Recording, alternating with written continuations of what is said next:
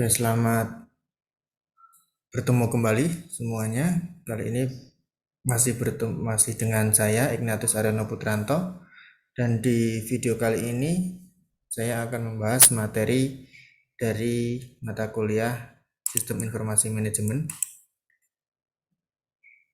di chapter 1 dengan judul Information Systems in Global Business Today. Ini kalau di bukunya Louden and Louden edisi 16 itu ada di bab yang pertama. Nanti yang akan saya bahas dari beberapa video yang terkait dengan chapter 1 ini, kita akan banyak melihat mengenai konsep-konsep dasarnya dulu, karena di materi sistem informasi manajemen ini merupakan materi awal bagi kita untuk memahami sistem informasi. Maka nanti akan banyak sekali terminologi-terminologi yang menjadi bagian dari konsep-konsep dasar dalam sistem informasi manajemen. Nah, lalu apa sih tujuan pembelajarannya dari chapter yang pertama ini? Tujuan pembelajaran yang pertama adalah diharapkan setelah kita memahami bab yang pertama, maka kita bisa katakanlah menjawab beberapa pertanyaan ini. Yang pertama adalah diharapkan kita itu bisa menjawab pertanyaan, how are information systems transforming business and why are they so essential for running and managing a business today. Jadi yang pertama nanti yang akan kita kupas bersama yaitu terkait gimana sih sebenarnya sistem informasi itu mengubah model-model bisnis saat ini. Tentu untuk yang poin pertama ini kita sudah tidak asing lagi gitu ya, karena kalau kita amati memang beberapa model bisnis yang muncul di sekitar kita itu sebenarnya merupakan model bisnis baru atau perubahan model bisnis yang dikarenakan munculnya sistem informasi. Nanti akan kita lihat beberapa contohnya. Kemudian masih di pertanyaan pertama, ini yang konsep yang kedua ya. Why are they so essential for running and managing a business today? Kenapa sih sistem informasi itu di saat ini menjadi, ya bisa kita katakan menjadi sesuatu yang sangat esensial, sesuatu yang sangat penting untuk menjalankan bisnis. Ibarat kata ya, kalau tanpa sistem informasi bisa jadi bisnis-bisnis itu tidak akan berjalan dengan semestinya. Nah, itu pertanyaan pertama yang diharapkan dapat kita jawab setelah kita benar-benar memahami chapter yang pertama. Kemudian pertanyaan yang kedua yang harus bisa kita jawab sebagai tujuan pembelajaran adalah konsep dasarnya dari sistem informasi manajemen. Maka di sini muncul beberapa pertanyaan. Yang pertama adalah, what is information system? Apa sih sebenarnya yang dimaksud dengan sistem informasi itu? Karena saya yakin kalau teman-teman amati, teman-teman rasakan istilah sistem informasi itu pasti sudah sering kita dengar gitu ya, entah di literatur populer, entah di berita yang kita lihat, atau dimanapun.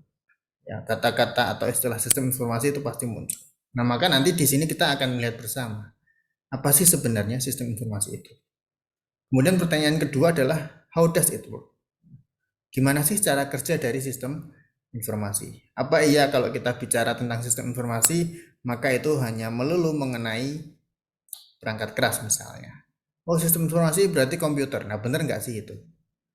Kemudian, what are its management organization and technology components? Ya.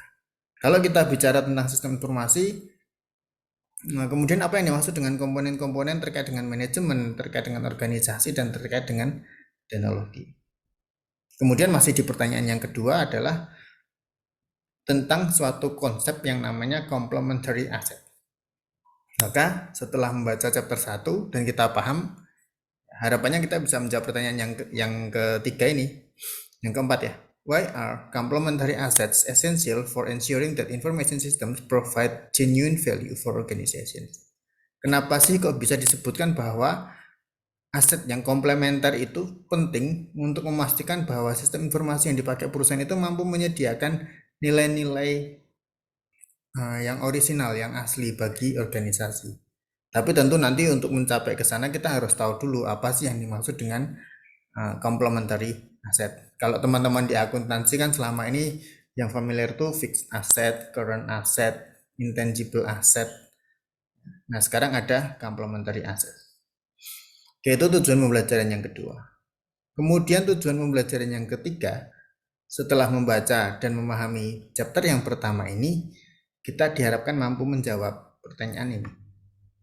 What academic disciplines are used to study information systems, and how does it contribute to an understanding of information systems? Jadi yang dikupas di chapter 1 ini tidak melulu terkait dengan konsep dari sistem informasi itu sendiri, tetapi juga kalau kita mempelajari sistem informasi, maka disiplin ilmu apa sih yang bisa istilahnya yang bisa kita ambil ya agar kita semakin memahami konsep sistem informasi. Kemudian di sisi yang lain, how does it contribute to an understanding of information systems? Ya, bagaimana pada akhirnya nanti kontribusi-kontribusi yang dihasilkan dari berbagai disiplin akademik itu dalam rangka meningkatkan pemahaman kita mengenai sistem informasi. Nah, itu adalah beberapa tujuan pembelajaran yang diharapkan dapat kita capai setelah kita memahami chapter yang pertama. Maka di video berikutnya nanti saya akan mulai dengan learning objective yang pertama, yaitu terkait dengan how are information systems transforming business and why are they so essential for running and managing a business today. Terima kasih sudah menyimak video yang pertama dan sampai bertemu di video yang berikutnya.